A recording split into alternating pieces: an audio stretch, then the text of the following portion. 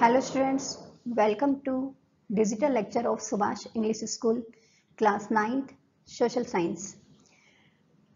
In Social Science, we will study economic subject. Our first chapter is the story of village Palampur. The purpose of the story is to introduce some basic concept relating to production, and this we do through a story of a hypothetical village Palampur. इस story का purpose है कि हम production से related वे सारे basic concept को introduce करना चाहते हैं जो कि हम इस पालमपुर विलेज जो कि एक हाइपोथेटिकल विलेज की एक स्टोरी हमने बनाई है, मीन्स एक काल्पनिक स्टोरी जो पालमपुर की हमने बनाई है, उसके द्वारा हम पालमपुर के प्रोडक्शन के बारे में या फार्मिंग के बारे में हम इसे समझेंगे. First of all, I would like to inform you introduction about Palampur.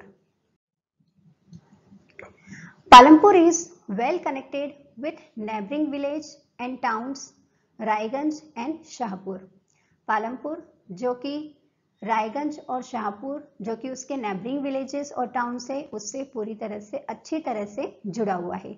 Many kinds of transport and visible on this road starting from bullock cart, tongas, bogies loaded with jaggery and other vehicles like motorcycles, jeep, tractors, etc. यहाँ पर बहुत तरह के जो transport हमें दिखाई देते हैं, जैसे बुलक कार्ट से, टोंगाज हैं, बॉगीज का मीन्स होता है कि जिसे एक वुडन कार्ट होती है जिसे ड्रॉन किया जाता है बफेलोस के द्वारा, और जिसमें जैगरी लोडेड होती है, उसमें जैगरी को भरा जाता है. जैगरी मीन्स गुड़ को जिसमें भरा जाता है और वन प्लेस से अनदर प्लेस पर उसे बेचा जाता है. और इसके अलावा और भी यहाँ पर व्हीकल्स हमें विजिबल होते हैं, जैसे motorcycle, jeep, tractors etcetera. This village has about 450 families belonging to several different cast.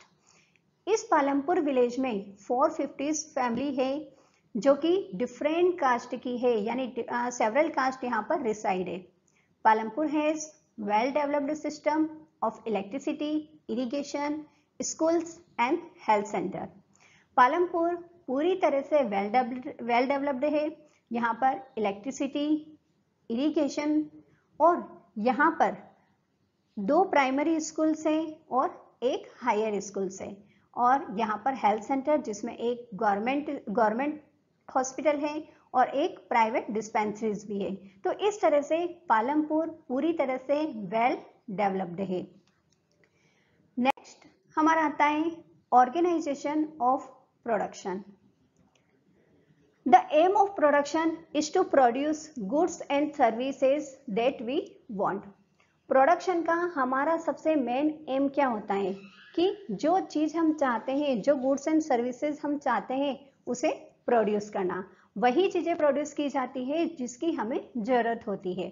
There are 4 requirements for production of goods and services. Goods and services के प्रोडक्शन के लिए यहाँ पर 4 रिक्वायरमेंट्स होती है. First, land. Second, labour. Third, physical capital. And fourth, human capital. Land. Next one by one हम इसे पढ़ेंगे. फर्स्ट रिक्वायरमेंट है land. The first requirement of production is land and other natural resources such as water, forest and minerals. हमारे production के लिए 4 requirements में से 4 requirement में से फर्स्ट रिक्वायरमेंट जो है वो है लैंड. यानी बिना लैंड के हम प्रोडक्शन नहीं कर सकते हैं. यानी अगर हमें प्रोडक्शन स्टार्ट करना है तो हमें उसके लिए बिल्डिंग की जरूरत होगी और बिल्डिंग लैंड पर ही सिचुएट सेटअप की जाएगी. लैंड के अलावा हमें और भी नेचुरल रिसोर्सेज चाहिए जैसे water, forest and minerals. Next second requirement है labour. The second requirement is labor, people who will do the work. Workers can be skilled, unskilled, educated, uneducated. It depends on the nature of work. Second requirement है हमारी production की, वो है labour. जो व्यक्ति काम करेगा, मीन्स वर्कर्स, जो व्यक्ति काम करेंगे वही सारे लेबर में इंक्लूड होते हैं। वर्कर्स कैसे भी हो सकते हैं, चाहे वह स्किल्ड हो, अनस्किल्ड हो, एजुकेटेड हो या अनएजुकेटेड हो, ये सभी जो वर्क के नेचर पर डिपेंड करता है। यानी अगर हमें सामान उठाना है तो उसके लिए हम अनस्किल्ड लेबर की भी हमें जरूरत पड़ती है, उसके लिए एजुकेटेड लेबर की जरूरत हमें नहीं पड़ती है। तो इस तरह से वर्क के नेचर के अकॉर्डिंग हमें वर्कर्स की जरूरत होती है। नेक्स्ट थर्ड रिक्वायरमेंट है physical capital. The third requirement is physical capital. The variety of inputs required at every stage during production. Production के एवरी स्टेजेस पर हमें इनपुट्स की जरूरत होती है, यानी डिफरेंट तरह की इनपुट्स की जरूरत होती है। ये डिफरेंट तरह की इनपुट्स यानी हमें टूल्स की, मशीन्स की, कैश की यानी मनी की, इन सभी की जरूरत होती है। फिजिकल कैपिटल टू टाइप्स के हैं। First fixed capital. Fixed capital का मीन्स होता है टूल्स, मशीन्स, बिल्डिंग, यानी जो चीजें हमारे बिजनेस में लंबे समय तक रहती है वे सारी फिक्स्ड कैपिटल कही जाती है। Tools, machine, buildings can be used in production over many years, यानी बहुत सारे सालों तक जिसका हम यूज करते हैं ये सारी हमारे बिजनेस में फिक्स होती है, तो ये सारी फिक्स कैपिटल कही जाती है। सेकंड है working capital, means raw material and money in hand. जो रॉ मटेरियल होता है या जो daily day to day work के लिए हमें जिन चीज़ों की ज़रूरत होती है, यानी हमें अपने एम्प्लॉयज़ को सैलरी देना है तो उसके लिए मनी की ज़रूरत होती है, या फिर हमें कोई चीज़ प्रोड्यूस करना है तो उसके लिए रॉ मटेरियल की ज़रूरत होती है। जैसे क्लॉथ बनाना है तो उसके लिए हमें कॉटन की ज़रूरत होती है, तो कॉटन हमारा रॉ मटेरियल है। तो हमें जो डे टू डे एक्टिविटीज़ के लिए जो कैपिटल की ज़रूरत होती है वे सभी वर्किंग कैपिटल कही जाती है। नेक्स्ट है हमारी fourth requirement is human capital. Human capital, the fourth requirement is human capital, the knowledge and enterprise required by human beings. जो फोर्थ रिक्वायरमेंट है वह है ह्यूमन कैपिटल। ह्यूमन यानी आपने सेकंड पॉइंट जो आपने पढ़ा था लेबर के बारे में, ये दोनों डिफरेंट है। लेबर जो काम करना चाहते हैं उसमें स्किल्ड, अनस्किल्ड, एजुकेटेड, अनएजुकेटेड सभी इंक्लूड किए जाते हैं, लेकिन ह्यूमन कैपिटल में ओनली जिसके पास नॉलेज होता है, जिसके द्वारा यानी जिन ह्यूमन बीइंग्स के पास नॉलेज होता है और जिसके द्वारा हम बिजनेस को आगे बढ़ा सकते हैं और जिसके द्वारा हम ज़्यादा से ज़्यादा प्रॉफिट अर्न कर सकते हैं, वही इसमें इंक्लूड किए जाते हैं, तो ये कहलाते हैं human capital. Every production is organized by combining land, labor, physical capital, human capital which are known as factor of production। प्रत्येक प्रोडक्शन के लिए या ऑर्गेनाइजेशन के लिए जो 4 पार्ट्स को जो हमने इंक्लूड किया है, land, labour, physical capital and human capital, इन सभी को प्रोडक्शन के फैक्टर्स कहा जाता है। नेक्स्ट आता है हमारा farming in Palampur. Farming in Palampur. Palampur में फार्मिंग कैसे की जाती है, उसका क्या क्राइटेरिया है, इसमें हमें किन किन प्रॉब्लम्स को फेस करना पड़ता है, हम उससे ओवरकम कैसे करते हैं, इनके बारे में हम फार्मिंग में पढ़ेंगे।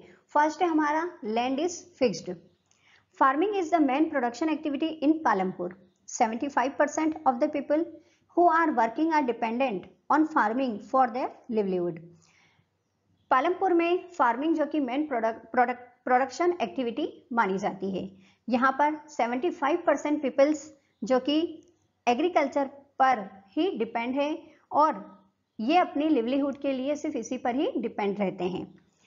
But there is a basic constraint in raising farm production. हम फार्म प्रोडक्शन को रेज करने के लिए या उसे बढ़ाने के लिए हमारे सामने कुछ बेसिक कंस्ट्रेंट आते हैं, कुछ रुकावटें आती हैं। Land area under cultivation is practically fixed, क्योंकि हमारे पास जो लैंड एरिया है कल्टीवेशन के लिए वह फिक्स्ड होता है और हम जो लैंड एरिया है उसे बढ़ा नहीं सकते हैं, एक्सपेंड नहीं कर सकते हैं। जो हमारे पास जो वेस्ट लैंड पड़े हुए हैं, बेकार पड़े हुए हैं, उनको भी हम कल्टीवेशन के लिए यूज में लेते हैं, लेकिन इसके अलावा हम अपने प्रोडक्शन को बढ़ाने के लिए कल्टीवेशन एरिया को बढ़ा नहीं सकते हैं, उसके लिए कोई नए लैंड को नहीं ला सकते हैं। जो सबसे मेन इसमें बात है कि the standard unit of measuring land is hectare, means जो हम लैंड को मेजर करते हैं उसको मेजरिंग करने की जो स्टैंडर्ड यूनिट होती है वह हेक्टेयर होती है। नेक्स्ट सेकंड पॉइंट है, is there a way one can grow more from the same land. जो हमारे पास फिक्स्ड लैंड है हम उसी लैंड पर एक से ज्यादा क्रॉप को ग्रो कर सकते हैं या नहीं कर सकते हैं। पूरे साल होल ईयर हम डिफरेंट तरह के क्रॉप्स को ग्रो करते हैं। जैसे ऑल लैंड इज कल्टीवेटेड इन पालमपुर, पूरे जो लैंड पर हम पालमपुर में कल्टीवेशन करते हैं। No land is left idle, कोई भी लैंड बेकार नहीं पड़ा रहता है। During the rainy season farmers grow jowar and bajra. Rainy season यानी जो खरीफ क्रॉप्स, 3 टाइप्स की क्रॉप्स होती है, खरीफ, राबी एंड जायद। यानी खरीफ क्रॉप्स जो कि रेनी सीजन, जो कि ये जून में सोन की जाती है और अक्टूबर में हार्वेस्ट की जाती है। इस समय में ज्वार, बाजरा, राइस, इन सभी को सोन किया जाता है। This plants are used as cattle feed, इससे हम कैटल फीड के लिए यानी पशुओं के खाने के लिए भी यूज में लिया जाता है। It is followed by cultivation of potato between October and December. अक्टूबर दिसंबर में इसी बीच में पोटैटोज भी कल्टीवेट किया जाता है। In the winter season rabi field are sown with wheat, और विंटर सीजन जो कि रबी क्रॉप्स के लिए मानी जाती है और इस समय में व्हीट को ग्रो किया जाता है। इसमें व्हीट है, मस्टर्ड है या ओट्स है, इन सभी को ग्रो किया, सोन किया जाता है। इसके अलावा भी पालमपुर में जो a part of the land area is also devoted to sugarcane which is harvested once every year. Sugarcane in its raw form और as jaggery is sold to traders in Shahpur. इसके अलावा भी जो land का जो एक part होता है वह शुगर कैन के लिए रखा जाता है और शुगर कैन जो कि प्रत्येक साल हम एक बार जिसे कल्टीवेट करते हैं। शुगर कैन का जो रो फॉर्म होता है उसे भी गुड़ बनाने में, जैगरी बनाने में यूज में लिया जाता है और उस जैगरी को शाहपुर में जाकर उसे बेचा जाता है। अब हम पूरे साल इतनी डिफरेंट तरह की जो क्रॉप्स को ग्रो करवा पाते हैं, ये किस कारण से पॉसिबल हो पाता है? The main reason why farmers are able to grow 3 different crops in a year in Palampur is due to the well developed system of irrigation। जो पालमपुर के जो फार्मर्स हैं वह पूरे साल डिफरेंट तरह की क्रॉप्स यानी 3 टाइप्स की क्रॉप्स को जो सोन कर रहे हैं, इसका सबसे मेन रीजन है कि वहां पर इरिगेशन सिस्टम बहुत ही वेल डेवलप्ड है। पहले जो हमारे पास फैसिलिटी नहीं थी तो उस समय में हम वेल से, रिवर से या कैनल से हम इरिगेशन करते थे, लेकिन आज हमारे पास फैसिलिटी है तो इसके लिए हम पालमपुर में इलेक्ट्रिसिटी का भी वेल डेवलपमेंट हो चुका है। तो इलेक्ट्रिसिटी के द्वारा हम ट्यूबवेल्स का यूज करते हैं इरिगेशन के लिए। तो ट्यूबवेल्स के द्वारा जो इरिगेशन किया जाता है उससे हम कम समय में ज्यादा लैंड को इरिगेट करवा सकते हैं। इसके अलावा इसकी जो सेकेंड मेथड है वह है मल्टीपल क्रॉपिंग। मल्टीपल क्रॉपिंग का मीन्स होता है to grow more than one crop on a piece of land during the year is known as multiple cropping. Multiple cropping यानी जब हम एक से ज्यादा क्रॉप को ग्रो करते हैं तो उसे मल्टीपल क्रॉपिंग कहा जाता है। यानी हम एक ही लैंड पर डिफरेंट तरह की क्रॉप को ग्रो करते हैं, मीन्स खरीफ के बाद रबी, जायद, इस तरह से तो डिफरेंट तरह की क्रॉप्स को जो हम ग्रो करते हैं तो वे सारी मल्टीपल क्रॉपिंग कहा जाती है। इसके अलावा भी हमारे पास और भी मेथड इसमें यूज किए जाते हैं, जिसमें थर्ड मेथड है modern farming. Modern farming method for higher yield means हम ज्यादा से ज्यादा प्रोडक्शन को बढ़ाने के लिए हम मॉडर्न फार्मिंग का यूज करते हैं। मॉडर्न फार्मिंग का मीन्स है कि HYVs को यूज करना, means high yielding variety of seeds का यूज करना। High yielding variety of seeds के लिए हमें बहुत ज्यादा वाटर की जरूरत होती है, केमिकल फर्टिलाइजर्स, पेस्टिसाइड्स, इन सभी की जरूरत होती है ताकि हम बेस्ट रिजल्ट्स ले सकें और ज्यादा से ज्यादा प्रोडक्शन कर सकें। तो इसके लिए higher yield were possible only from a combination of HYV seeds, irrigation, chemical fertilisers, pesticides etcetera. ज़्यादा से ज़्यादा प्रोडक्शन करने के लिए हम HYV सीड्स के अलावा इरिगेशन का यूज़ करते हैं, केमिकल फर्टिलाइजर्स का यूज़ करते हैं एंड पेस्टिसाइड्स का यूज़ करते हैं। Farmers of Punjab, Haryana and western Uttar Pradesh were the first to try out the modern farming method in India. India में फर्स्ट टाइम मॉडर्न फार्मिंग का यूज़ जो कि पंजाब, हरियाणा और वेस्टर्न उत्तर प्रदेश के द्वारा किया गया था, और इन्होंने जो नई नई मशीनरी भी वे वहाँ पर लेकर आए थे, ट्रैक्टर्स, थ्रेसर्स, इनका यूज़ किया जाने लगा था, जिसके द्वारा बहुत ही जल्दी प्लगिंग और हार्वेस्टिंग बहुत ही फास्ट हम कर सकते थे। तो ये मॉडर्न फार्मिंग के द्वारा जो कल्टीवेशन किया जा रहा है, इसके द्वारा जो रिजल्ट यानी हमें ज़्यादा से ज़्यादा प्रोडक्शन मिल पा रहा है, ज़्यादा से ज़्यादा अर्निंग हो पा रही है, तो ये सभी कहलाता है ग्रीन रिवोल्यूशन। ग्रीन रिवोल्यूशन जो कि 1960s में हमें इंट्रोड्यूस हुआ था, इंडियन फार्मर्स को इंट्रोड्यूस करवाया गया था ग्रीन रिवोल्यूशन से, जिसमें मॉडर्न फार्मिंग के बारे में उसे इंट्रोड्यूस किया गया था। नेक्स्ट हमारा आता है third point, will the land sustain. क्या हम इतने सारे मेथड जो लैंड पर यूज किया जा रहा है, क्या इसके द्वारा लैंड सस्टेन कर पाएगा, यानी लैंड बचा हुआ रहेगा? Land being a natural resource, it is necessary to be careful in its use. Land जो कि एक नेचुरल रिसोर्स है और हमें इसका यूज बहुत ही केयरफुली करना चाहिए। Scientific reports indicate that the modern farming methods have overused the natural resource base. Scientific report ने भी यह इंडिकेट कर दिया है कि जो मॉडर्न फार्मिंग मेथड का जो यूज़ किया जा रहा है, तो उसमें नेचुरल रिसोर्सेज का बहुत ज़्यादा यूज़ किया जा रहा है। हम केमिकल फर्टिलाइजर्स, पेस्टिसाइड्स और HYV सीड्स का हम बहुत ही ज़्यादा यूज़ कर रहे हैं। Green revolution is associated with the loss of soil fertility due to increase use of chemical fertilisers. Chemical fertilisers का जो यूज़ किया जा रहा है, बहुत अधिक यूज़ किया जा रहा है, जिसके द्वारा सॉइल की जो फर्टिलिटी है वह खत्म होती जा रही है।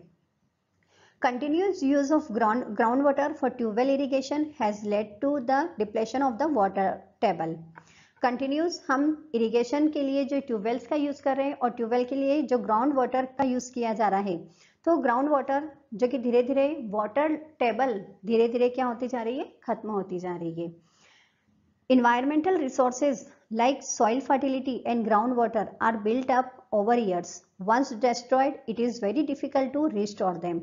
Environmental जो resources हैं, जैसे soil की fertility और ground water, इनको बनाने में बहुत अधिक समय लगता है, और अगर ये एक बार डिस्ट्रॉय हो जाते हैं तो इनको रिस्टोर करना बहुत ही डिफिकल्ट हो जाता है। इसलिए हमें फ्यूचर के डेवलपमेंट को ध्यान में रखते हुए हमें इन सभी का बहुत ही अच्छे से यूज़, केयरफुली यूज़ करना चाहिए। नेक्स्ट, इसके अलावा हमारा लैंड सस्टेन में कि जो सबसे ज्यादा केमिकल फर्टिलाइजर्स का जो यूज किया जा रहा है कंट्री में, वह पंजाब के द्वारा किया जा रहा है। नेक्स्ट हमारा फोर्थ पॉइंट है, how is land distributed between the farmers of Palampur. Palampur में फार्मर्स के बीच में लैंड को कैसे डिस्ट्रीब्यूट किया जाता है। Land is important factor for farming. Land जो कि फार्मिंग के लिए इंपॉर्टेंट फैक्टर माना जाता है। Unfortunately not all the people engaged in agriculture have sufficient land for cultivation in Palampur. Unfortunately यहाँ पर सभी एग्रीकल्चर में इंगेज नहीं होते हैं, क्योंकि उनके पास अपना खुद का लैंड नहीं होता है। इसका क्या रीजन है? Because in Palampur land is unevenly distributed. क्योंकि पालमपुर में जो लैंड का डिस्ट्रीब्यूशन है वह अनइवनली है, असमान है। फर्स्ट, इसमें जो लैंड का जो डिस्ट्रीब्यूशन है उसको 3 पार्ट में डिवाइड किया है। फर्स्ट है, some do not have land. कुछ ऐसे फार्मर्स होते हैं जिनके पास लैंड नहीं होता है, उसे लैंडलेस फार्मर कहते हैं। कुछ सेकंड है, some have a small plot of land less than 2 hectare in size. कुछ फार्मर्स ऐसे होते हैं जिनके पास 2 हेक्टेयर से भी कम लैंड होता है, उसे स्मॉल फार्मर्स कहा जाता है। नेक्स्ट थर्ड है, some have use part of land more than 2 hectares to 10 hectares. ऐसे कुछ फार्मर्स होते हैं जिनके पास 2 हेक्टेयर से 10 हेक्टेयर तक का लैंड होता है, वे सभी लार्ज फार्मर कहे जाते हैं। इसके अलावा कुछ ऐसे भी फार्मर्स होते हैं जिनके पास 10 हेक्टेयर से भी ज़्यादा लैंड उनके पास होती है, तो वे भी लार्ज फार्मर में ही इंक्लूड किए जाते हैं। नेक्स्ट हमारा 5th पॉइंट आता है, who will provide the labour.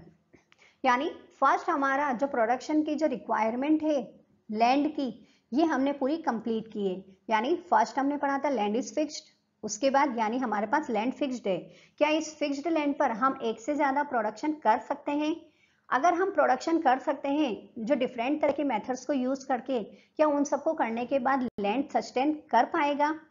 और अगर लैंड सस्टेन कर पाएगा तो हम उस लैंड को फार्मर्स में कैसे डिस्ट्रीब्यूट करेंगे, उसके बारे में हमने इन चारों पॉइंट में पढ़ा। 5th हमारा आता है, who will provide the labour. Labour कौन प्रोवाइड करेगा, यानी लोगों को काम कौन देगा? After land, labour is the next necessary factor for production. Farming requires a great deal of hard work. Land के बाद हमारा प्रोडक्शन का जो नेक्स्ट फैक्टर आता है वह कहलाता है लेबर। फार्मिंग के लिए बहुत ज़्यादा हार्डवर्क करना सबसे ज़्यादा रिक्वायरमेंट होती है। Small farmers along with their families cultivate their own fields. जो स्मॉल फार्मर्स होते हैं वे उनकी फैमिलीज के साथ मिलकर अपने खुद के जो फील्ड है उस पर कल्टीवेशन करते हैं, यानी वे खुद अपने आप को, अपनी फैमिलीज को ही लेबर प्रोवाइड कर रहे हैं। लेकिन जो मीडियम और लार्ज फार्मर्स होते हैं वे उनके काम के लिए दूसरे जो लैंडलेस फार्मर या जो स्मॉल फार्मर्स होते हैं उन्हें लेबर प्रोवाइड करते हैं, यानी ऐसे फार्म लेबरर्स को हायर करते हैं। यानी उन्हें कुछ वेजेस दिया जाता है लैंडलेस फार्मर और स्मॉल फार्मर्स को, ताकि वे लार्ज फार्मर्स के यहाँ जाकर उनका कल्टीवेशन का काम कंप्लीट करें। तो इस तरह से ये लार्ज फार्मर जो होते हैं वो स्मॉल फार्मर्स और लैंडलेस फार्मर्स को लेबर प्रोवाइड करते हैं। जो स्मॉल फार्मर्स होते हैं वे अपनी फैमिलीज और अपने खुद को ही अपना लेबर प्रोवाइड करते हैं। इस तरह से इनका डिस्ट्रीब्यूशन किया जाता है। इसमें हम एक एग्जाम्पल देख सकते हैं, जैसे डाला और रामकली का। डाला और रामकली जो कि आपस में एक नेटिव पालमपुर में आपस में ही पड़ोस में रहते हैं। डाला कहता है कि आजकल जो इन दिनों में काम मिल पाना बहुत ही मुश्किल हो रहा है, क्योंकि हमें बहुत ही कम समय में जो लार्ज फार्मर है वह बहुत ही कम समय के लिए हमें काम पर रखते हैं। तो जो इस गांव में जो एक लार्ज फार्मर था वो था घनश्याम। घनश्याम जो कि एक हार्वेस्टर था, वह हमारे यहाँ पे जो हार्वेस्टिंग के लिए हार्वेस्टर लेकर आया था। तो इस तरह से जो हार्वेस्टिंग का काम जो व्यक्तियों के द्वारा किया जाता था वह उस मशीनों के द्वारा किया जाने लगा। तो रामकली कहती है कि जो पहले की अपेक्षा मुझे भी पिछले साल सिर्फ 5 मंथ से भी कम मुझे काम मिल पाया था। तो ट्रैक्टर और प्लगिंग के लिए ट्रैक्टर का यूज किया जाने लगा, हार्वेस्टिंग के लिए हार्वेस्टर का, थ्रेसिंग के लिए थ्रेशर का। तो इस तरह से, और वीड्स को रिमूव करने के लिए भी वीडीसाइड स्प्रे का यूज किया जाने लगा। तो इस तरह से हमें काम बहुत ही मुश्किल से मिल पा रहा है। तो जो डाला है वह कहता है कि मैंने जो लोकल मनी लेंडर से उससे कुछ रुपए उधार लिए थे, 2000 रुपीज उधार लिए थे, और पिछले साल काम नहीं था और ज़्यादा क्रॉप नहीं ग्रो करवा पाए थे, प्रोडक्शन नहीं हुआ था, तो मैंने 1000 रुपीज़ और उससे उधार ले लिए थे। अब मैं उसको कैसे चुकाऊंगा, इसका मुझे बहुत ज़्यादा प्रॉब्लम फेस मुझे करनी पड़ रही है, क्योंकि 2 टाइम का खाना भी बहुत ही मुश्किल से मैं जुटा पा रहा हूँ। इसमें रामकली कहती है कि मेरे पास भी, मेरी सिचुएशन भी बहुत अच्छी नहीं है। मैं भी अब जो ब्रिक मेकिंग का जो काम है, ईंट बनाने का काम है, वहाँ पर रायगंज में जाकर ईंट बनाने के काम में मैं लगने वाली हूँ और वहाँ पे मैं कुछ काम करूँगी। और इस तरह से जो मैंने पहले जो मनी उधार ली थी, डेप्ट लिया था, वे मैं चुका नहीं पाई। तो अभी जो मनी लेंडर से वे मुझे लोन नहीं दे पा रहे और लोन देने के लिए उन्होंने मुझे मना कर दिया है। तो इस तरह से इस एग्जाम्पल के द्वारा हम ये समझ सकते हैं कि स्मॉल फार्मर्स को कितनी सारी दिक्कतों का सामना करना पड़ता है। नेक्स्ट हमारा 6th पॉइंट आता है, the capital needed in farming. Farming में जो कैपिटल की जरूरत होती है वह कैसे पूरी की जाती है। in the modern farming methods require a great deal of capital. Modern farming method में बहुत ज़्यादा कैपिटल की रिक्वायरमेंट होती है, so that the farmer now needs more money than before, इसलिए फार्मर्स को पहले की कंपेयर में अब ज़्यादा मनी की रिक्वायरमेंट होती है. Most small farmers have to borrow money to arrange for the capital. They borrow from large farmers और the village money lenders. The rate of interest on such loan is very high. जो small farmers होते हैं वे capital का जो arrangement है वह उधार लेकर पूरा करते हैं, और ये जो बोरो करते हैं वे मनी लेंडर से या लार्ज फार्मर से करते हैं, और ये लार्ज फार्मर उनसे high rate of interest charge करता है. इसे भी हम एग्जांपल से समझ सकते हैं. जैसे सविता एक स्मॉल फार्मर से, और उसने सोचा कि वह अपने 1 हेक्टेयर लैंड पर कुछ वीट कल्टीवेट करेगी, और उसके साथ साथ वह फर्टिलाइजर्स और पेस्टिसाइड्स का यूज करेगी, और उसे कुछ वाटर और जो उसके पास जो इंस्ट्रूमेंट थे फार्मिंग इंस्ट्रूमेंट उनको रिपेयर करने के लिए उसे वर्किंग कैपिटल की जरूरत थी. तो इन सभी का जो एस्टिमेट लगाया गया तो वह था 3000 रुपीज. उसके पास इतनी मनी नहीं थी, तो उसने डिसाइड किया कि वह इस 3000 रुपीज को बोरो करेगी. तो उसने एक लार्ज फार्मर था जिसका नाम है तेजपाल सिंह, उससे ये मनी बोरो की. बोरो करने के बाद उसने तेजपाल सिंह ने सविता के ऊपर जो इंटरेस्ट रेट चार्ज किया वह था 24%, वो भी 4 मंथ के लिए. 4 मंथ के लिए 24% उसने उस पर इंटरेस्ट रेट चार्ज किया. ये इंटरेस्ट रेट बहुत ही ज्यादा था. सविता ने ये प्रॉमिस किया कि वह जो कल्टीवेशन जो हार्वेस्टिंग का जो समय होता है उस समय में तेजपाल सिंह के वहां पर डेली वेजेस पर यानी 100 रुपीज पर डे के वेजेस पर वह वहां पर काम करेगी. लेकिन सविता के लिए यह बहुत ही मुश्किल था, क्योंकि उसे अपने फील्ड पर भी हार्वेस्टिंग करना थी, तेजपाल सिंह के यहाँ पर भी हार्वेस्टिंग करना थी, और उसके खुद के 3 चिल्ड्रन थे, और वह उसके पास हाउस होल्ड रेस्पॉन्सिबिलिटीज भी पूरी थी. तो इस तरह से ये एक बहुत ही टफ कंडीशन थी उसके सामने कि वह इतनी डिफिकल्टीज में कैसे इन सब का सामना कर पाएगी. तो टोटली इस एग्जाम्पल के द्वारा हम ये समझ सकते हैं कि स्मॉल फार्मर जो बोरो करता है तो वह उसे रिपेयर करने में उसे कितनी सारी प्रॉब्लम्स का सामना करना पड़ता है. नेक्स्ट आता है हमारा 7th पॉइंट, सेल और सरप्लस फार्म प्रोडक्ट्स. अब surplus means the amount of grains left over where requirement have been met. It is the excess of production. जब अनाज का हमारी जब रिक्वायरमेंट पूरी हो जाती है और उसके बाद जो ग्रेन्स बचता है लेफ्ट ओवर होता है तो इसे हम प्रोडक्शन का एक्सेस कहते हैं, यानी हमारे पास एक्स्ट्रा हमारे पास प्रोडक्शन है उसे सरप्लस कहा जाता है. जो स्मॉल फार्मर्स होते हैं उनके पास कोई सरप्लस प्रोडक्ट्स नहीं होता है, क्योंकि उनके पास जो भी सरप्लस प्रोडक्ट्स होता है वे सभी उनके घर के लिए उनकी फैमिलीज के लिए उसमें यूज में ले लिया जाता है.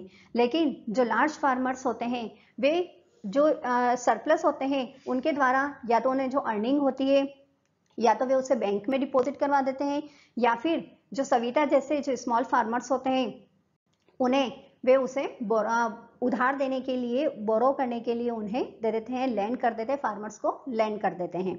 तो इस तरह से या फिर वे अपने फार्मिंग के लिए कुछ एक्स्ट्रा टूल्स लेकर आते हैं, ट्रैक्टर वगैरह का यूज करते हैं, यानी एक्स्ट्रा उसे ब्रॉड करते हैं. तो ये सारी चीजें जो सरप्लस प्रोडक्ट्स होते हैं तो इस तरह से स्मॉल फार्मर्स और लार्ज फार्मर्स सरप्लस का यूज करते हैं.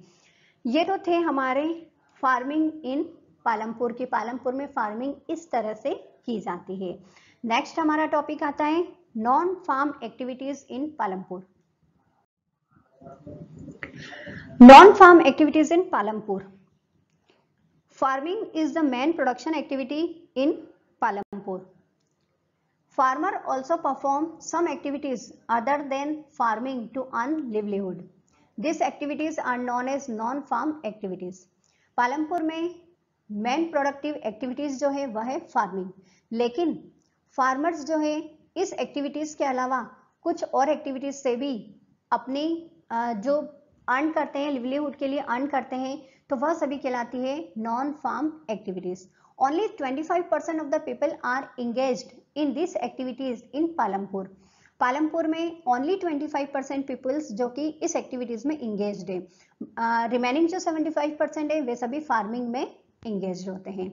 नॉन फार्म एक्टिविटीज में फर्स्ट है डेयरी.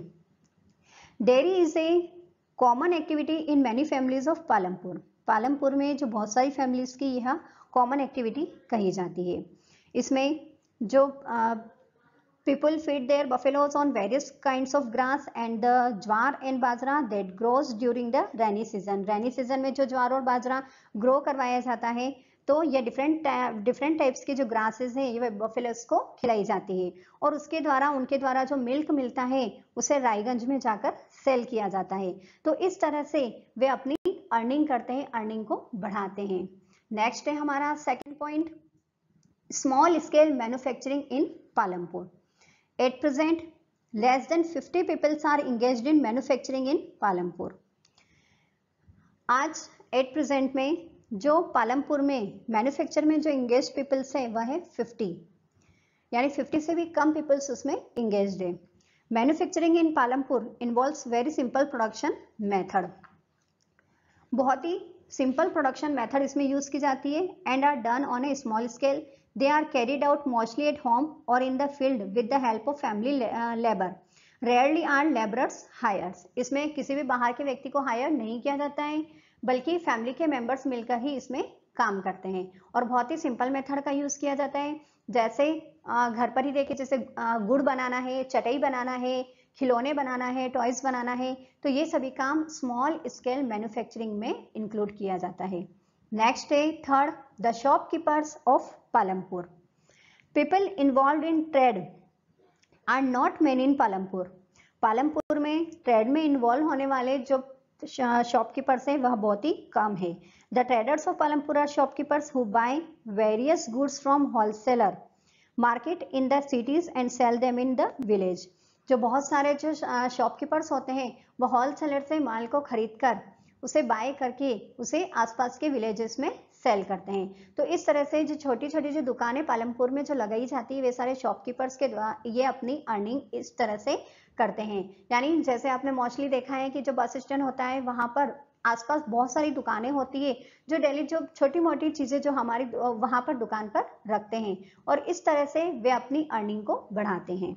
नेक्स्ट हमारा फोर्थ आता है transport, A fast developing sector. There are variety of vehicles on the road connecting Palampur to Raiganj. Raiganj से जो पालमपुर बहुत ही रोड कनेक्टेड है, वहां पर रोड अच्छी तरह से बने हुए हैं तो ट्रांसपोर्ट भी चलते हैं। यानी वन प्लेस से अनदर प्लेस पर किसी भी सामान को पहुंचाना है तो व्हीकल्स का यूज किया जाता है, ट्रांसपोर्ट का यूज किया जाता है, जैसे रिक्शा वाला, टोंगा वाला, जीप, ट्रैक्टर, ट्रक, इन सभी का यूज किया जाता है। They ferry people and goods from one place to another and in return get paid for it। इसमें किसी भी पीपल्स को या गुड्स को एक प्लेस से अनदर प्लेस पर ले जाया जाता है और उसके बदले उनसे पेमेंट लिया जाता है। तो इस तरह से ट्रांसपोर्ट के द्वारा भी अर्निंग को बढ़ाया जाता है। तो ये तो था आपका नॉन फार्म एक्टिविटीज के कुछ पॉइंट्स।